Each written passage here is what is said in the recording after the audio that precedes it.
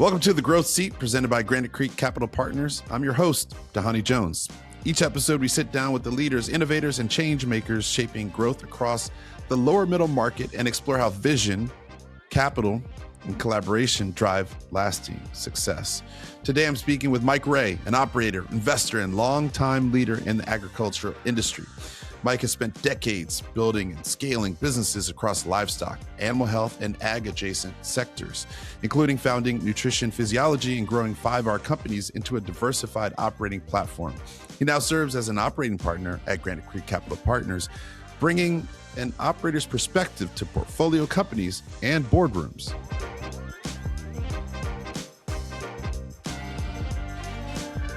Welcome, Mike. I'm just really excited that you're going to join us here on the Growth Seat, and just really getting right into it, Mike. I know you're sitting there in Pagosa Springs, Colorado. You spent your time flying planes across the country, and you just have delivered all these great insights to people, and you've grown companies. When you hear the Growth Seat, what first comes to mind? What does that mean to you? Really, Dhani, in business, you grow or you die. So when I look at it, one, when I started, we were really poor when I started out of college. So everything we built, you grew.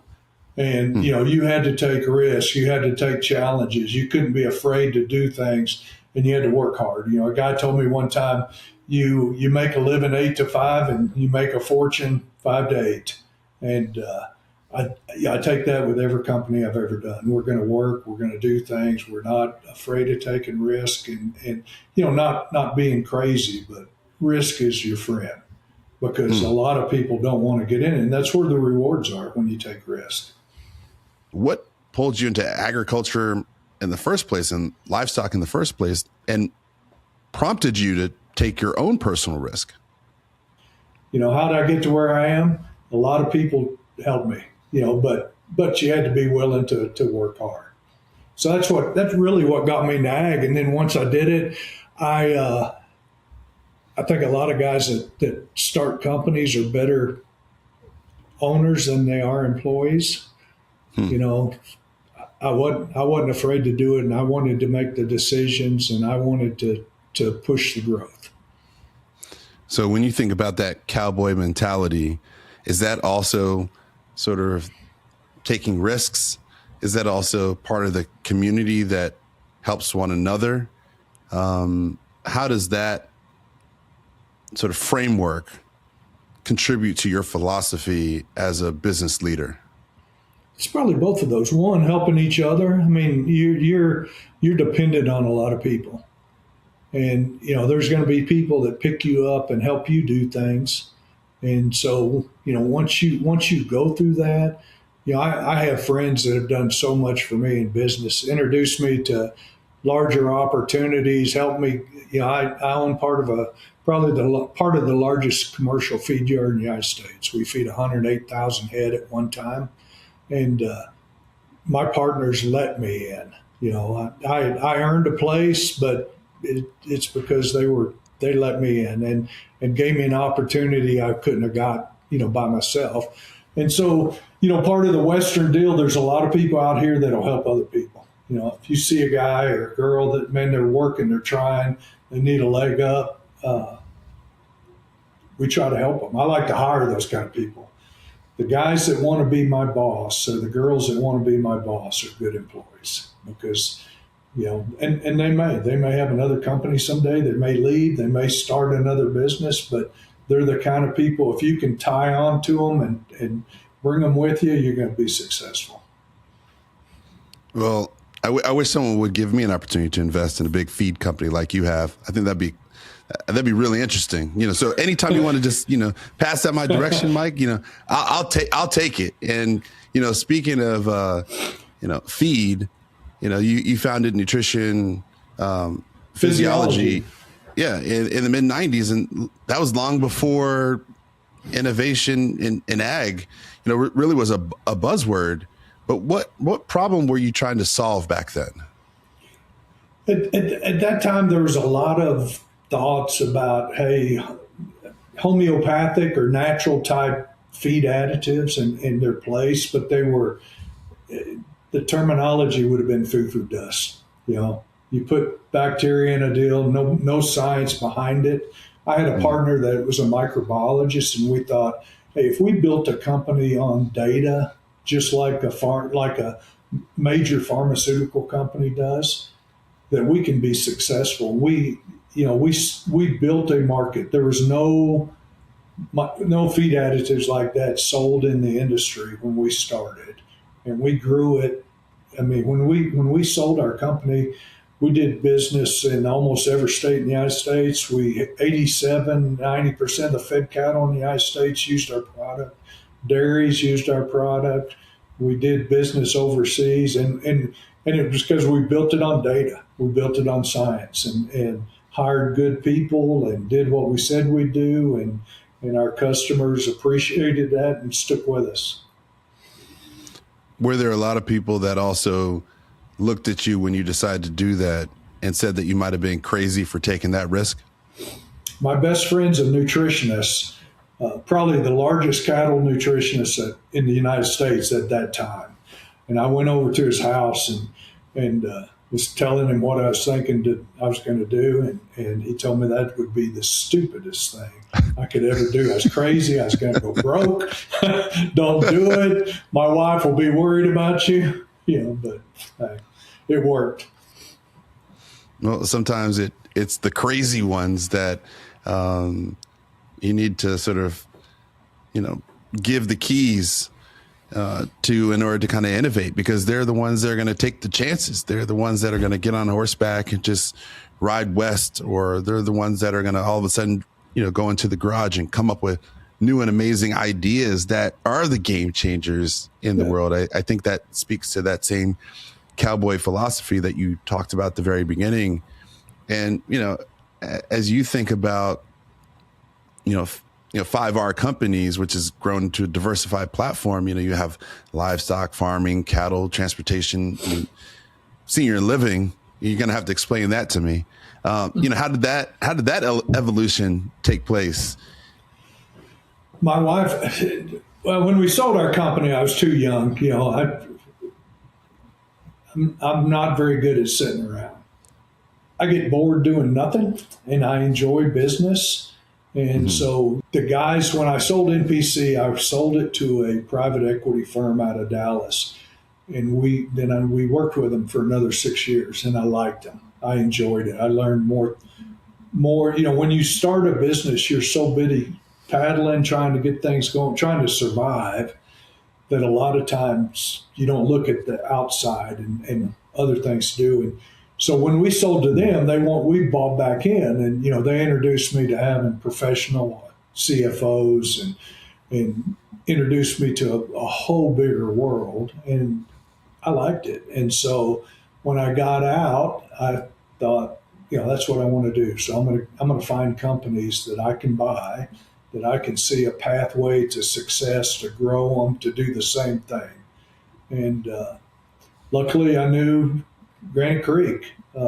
Jim Clark and I'd worked together with him more on a consulting basis, and I found a company and I needed a partner, and went to Jim, and Granite Creek partnered with me on veterinary pharmaceutical solutions, and it's been great since then. We've done other companies since, but I like to look. It's like I always tell people, if you play men's league basketball when you're 50, they still keep score. There's winners. I like to win. You do too. I've been around you enough. I like to win. Hey, I love to win. So, I still don't understand the senior living part. So don't think you're going to get away with not explaining that to me, because I'm going to win on that question. My partner in the feed yard, one of the partners lives in Iowa. In fact, all of them were from Iowa except for me. And they had an older senior housing deal, and we got together and thought about growing it. And so we went from one to, I think we have about 15 senior living development properties in Iowa and Kansas It's been an interesting. I know the least about senior living of all the businesses I'm in, but I mean, I'm learning. Well, it's not somewhere I want to live yet. Well, if it's any note to you, I don't think you're gonna be there anytime soon, considering you don't like to sit still. You like to keep building. You like to keep doing things. And I think you also talked about that level of curiosity that you have to have. And through curiosity, oftentimes there are mistakes that you make along the way. And I'd be just curious, what are some of the things that you've learned, both from the days of independently operating some of these businesses that you've grown and you've scaled, and then also the ones where you've been able to kind of learn from the private equity world? What mistakes along the way, and how maybe some of those lessons allowed for a course correction to think about how you are investing in long-term growth even today? The mistakes, I mean, the biggest thing on mistakes, because you're going to make them, you're going to do things that weren't, and hopefully they don't kill you. Hopefully they don't put you out of business. But the biggest thing is I think if you're going to run a business and do things, you can't re-fight the battle that you lost yesterday. You made a mistake. Hey, it didn't kill you. Get up and go. Don't worry about it. Worry about, the things that are going to face you tomorrow are more important than the things you messed up last week. If you second guess yourself all the time and dwell on mistakes, you're going to have a hard time being successful. And I wake up at night and think that was stupid, but you got to go. You got to go. You do something that doesn't work, figure out another way around it. I love that. Sometimes I don't sleep at all, and it's maybe because of all the mistakes I made, but I leave it to the dreams, and then I figure it out, and I wake up in the morning and I just keep on going. And I think in sports, that's also just so important. I remember my sports psychologist started talking about, you have to recognize, regroup, and refocus, right? Recognize the problem, get yourself back together, refocus on the next play, and just keep moving on. And I think you thought about that when you're applying that to everyday business. And I think that's a really important lesson that a lot of people struggle and still continue to work through. And as you're thinking about this growth sector of the ag world, considering it's cyclical and maybe really capital intensive, how have you built just such a durable business in that environment? Was it being, sort of having that short-term memory of what was in the past and moving forward? I mean, what separates you? What separates the operators who survive cycles from those who actually grow through them? The ones that grow through them, usually in a bad cycle, is the best time to grow. And most people, when it's bad, want to stay home and hide under the bed. But when it's, when everybody's running out, if you're not afraid to run back in, the opportunities to grow, and that's where that's where you get the best chances. Yeah, I love history. I love talking to people that built businesses, but the ones that are really successful took chances when it was bad, because there's opportunities. And then when you do that, when it's good, it allows you to have that momentum and ride it to get other things. So I guess what you're saying is you got to invest in the valleys in order to be more successful when it's in the peak.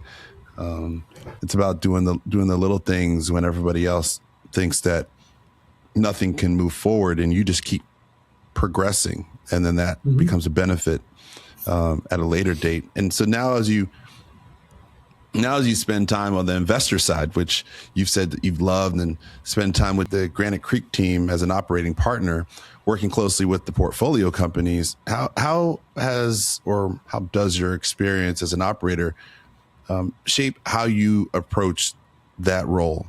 What are some of the things that you tell Brian, some of the things you tell Peter, or even some of the things you tell me as I think about the world from which you've come from as an operator? Yeah, I mean, the businesses that that I work with them on, the businesses that I'm interested. One, I know something about them. If I don't know if I don't know anything, I'm not going to be a lot of help. The one thing I like about Granite Creek and the private equity firm that I worked with prior is, they come in there and they want to be partners. They want to help everybody. They want the owner to look back and say, hey, this was a good deal. And if it's a good deal for them, it's going to be a good deal for us. Granite Creek, getting to know people like you, all of a sudden you expand your wealth of knowledge, and you look at the young people that they bring in that are, so smart and can analyze stuff so fast. It just gives you the ability to really help some of these companies. And oftentimes when you're on the board, like you are with the Veterinary Pharmaceutical Solutions, it's about everybody being on the same page. I mean, obviously everybody has a different type of responsibility, but the goal is to move the company forward. Are there some signs that you look for, or warning signs that you watch out for if you feel as though the growth is stagnant and not doing what needs to do? Is that the time at which you need to nudge them a little bit, not kick them? I mean, how do you kind of interface with the CEO? I think you nudge them in setting a vision and setting a framework for what you want to do and how to get there. A good leader takes that. A good leader works upward to his board and down to his employees both, and takes that understanding. You might have to push them a couple. It depends on the guy. Some leaders they're set up, but a company that gets complacent, when you get complacent and happy, and you're not willing to make risk, and you're not doing the things and you're not taking care of your people, that's when it's a time for major adjustments. And that may be a shove, and that might be, a little harder. But the warning signs, if everybody on the team, they're not fighting each other, you're in a board meeting, and everybody's got the same goal, and I don't mind board meetings where you argue, mud wrestle, whatever, but when we're done, we're going to do one thing. We make a decision, we all support it, we do one thing. And if you can't get there, that's where you have problems. So you have this hands-on approach, right? And then at the same time, I'm not a board member that's going to sit and not do anything. Oh, Mike, we know that. We know you dive in and you have these challenging discussions, and you're very hands-on, and whether you're in the boardroom, sometimes you got to leave and go see exactly what's happening, whether it be with one of the portfolio companies or ones that you have.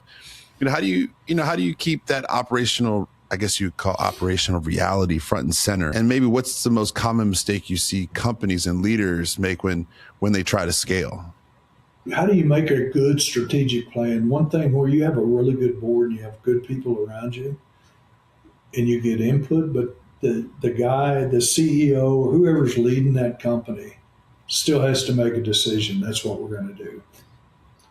And level all that out. The companies grow too fast and get into a lot of things where they don't know, out of their wheelhouse. They look the bright and shiny objects, and so you're going all over. Or the companies that get complacent, those are the companies that struggle and fail. You just gotta go and have a vision and implement your vision. If that's your vision for this year, everything you do is to fulfill that vision. That's the hard part. So what would be one of the insights that you took from last year moving into this year that you would raise to some of the portfolio companies, or maybe an insight that you had for yourself as you're thinking about the world as it's changing, and the portfolio that you're essentially seeing? What's an insight? Give me something that maybe I haven't thought about. No, that one's a hard one. one thing I have learned, a friend of mine told me one, and I believe, you can't expect what you don't inspect.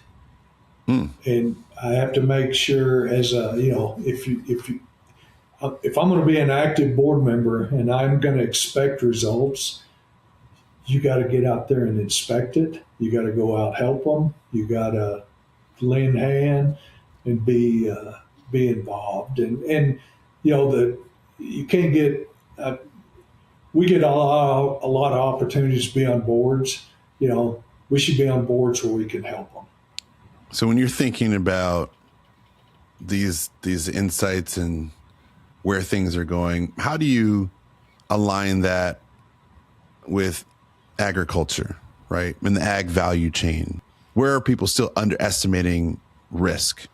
And where should they really be sort of investing time and energy for growth?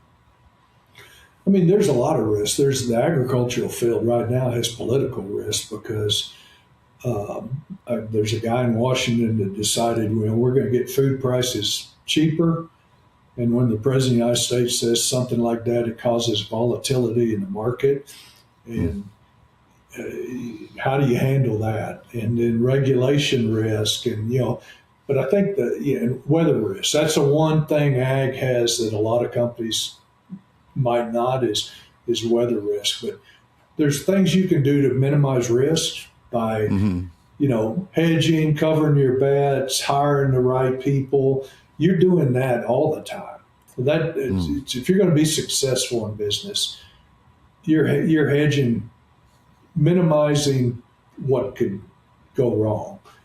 But that at the same time, I think you got to maximize how to take advantage when it does turn out right. So give me the biggest opportunity in the ag value chain. What should people be thinking about? Most in the ag, most of the companies in the ag, and it's probably true all over, but most of the companies in the ags, it's a guy he's in business, he has an idea, he starts a company, he's growing it. And, in the things you have access to in Chicago or New York, guy in Oklahoma we don't see that stuff. You're limited in what's out there. So there's huge opportunities in going and finding those companies and giving them the access to things to help them grow. When I was with NPC, I didn't know all the things that were out there that were available, grants and how to do, we did research at the universities around us, Oklahoma State, Texas Tech, A&M. We didn't, all the AI, the opportunities and things that you have in bigger town and more people, we didn't have. And the ag sector's that away. And I think that in ag, I think is a great opportunity. Lots of companies that we can do that with, a lot of good people, and grow them. And like I said, people are going to eat. You might not want to buy a new car next year, but you're still going to eat. And ag feeds the world. And there's a lot of innovation that can come to ag that's not here yet, but it's getting here. And we can be a part of that. Mike, what's the best business advice you've ever received? That one, you can't expect what you don't expect. Be involved. I really like that piece of advice. When did you get that piece of advice? And did you actually listen to it the first time you actually got it? I didn't understand it at first. He's a partner and a figure with me, and he's been very successful. He's in the Cattle Feeding Hall of Fame, and he knows a lot about business. And we both started kind of the way we were both broke when we started, and kind of grew into it and built it. And but when he first told me that, I thought he's just an old guy. He doesn't know what he's talking about, but. It's true. If you're going to invest in a business, if you're going to be on a board, how do you expect things to happen if you don't go check and see what's going on? If you're not involved in it, because if you're involved in it, things are probably going to work out better. There's probably not a lot of noise when you're flying, but what ultimately keeps you grounded when things get noisy? Preparedness. When you fly, It's constant noise because you got controllers talking, other planes talking, and you have to listen. I always tell people, and maybe it's different. All the noise going around, and there's so much going around. When you start noticing trends in that noise, it's telling, hey, we better pay attention to this all of a sudden. So that's what I use the noise for, to, don't get hung up on it because it's part of your life and it's always going to be there, but pick the things within that noise and handle and do the things you need to do. Mike, thank you so much for allowing us to understand what we need to ignore and what we need to ultimately pay attention to, what we need to take risk on, and ultimately what we need to be prepared for. So, Mike, thank you so much for joining the Growth Seat. Hey, thank you. I appreciate it. Thanks for joining us on the Growth Seat. If you've enjoyed today's conversation, be sure to subscribe and share the show. And thank you to our guest, Mike Ray, operator, investor, and someone who's lived growth the hard way. Your insights into the world of agriculture shed light on what it really takes to build durable businesses in complex, cyclical industries. To learn more about Granite Creek Capital Partners and our work supporting growth across the lower middle market, please visit granitecreek.com. Until next time, keep growing.